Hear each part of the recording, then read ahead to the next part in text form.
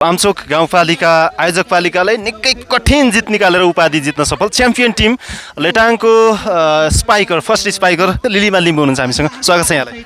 धन्यवाद। कस्तो लागिरहेछ हिजो पहिलो र दोस्रो सेट जितिसकेपछि तेस्रो सेटमा पुगेर 24मा 19बाट रोकेर जब आमचोकले गेम हान्यो नि तेस्रोमा, त्यति बेला चाहिँ कस्तो महसुस भइरहेको थियो?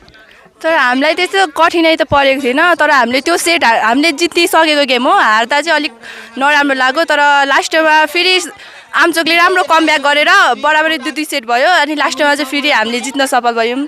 के अलिकति हेपेर खेलेको हेलचेक्रा गरेको जस्तो पनि लागिरहेको थियो हो? त्यस्तो होइन, हाम्रो अब सेकेन्ड स्पाइकर अलिक कमजोर भएको कारणले त्यस्तो भएको हो गेम।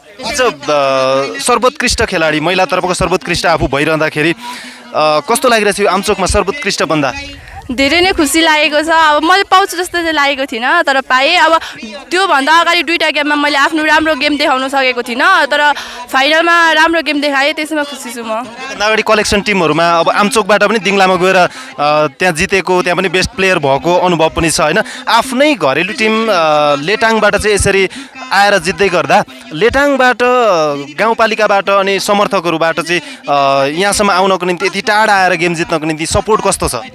सपोर्ट धेरै नै राम्रो छ, तर यो गेमको लागि चाहिँ हामीले पालिकाको मेयरहरूलाई धेरै नै कुरा गरेको थियौँ। यो गेम हुनुभन्दा अगाडिदेखि नै हामीले सहयोग मागेको थियौँ, अनि त्यो सहयोग दिनुभयो, अनि त्यसैले हामी यहाँसम्म गेम खेल्न आइपुग्यौँ। पालिकाले पनि गरेको छ सहयोग? हजुर। पालिका बाहेक अब कोचको व्यवस्थापकको पनि ठुलो भूमिका हुन्छ, त्यसमाथि पनि महिला भइसकेपछि अलिकति टाढा गएर गेम खेल्नको लागि त समाजले हेर्ने दृष्टिकोण पनि फरक हुन्छ अनि जान थुप्रै चुनौतीहरू हुन्छ।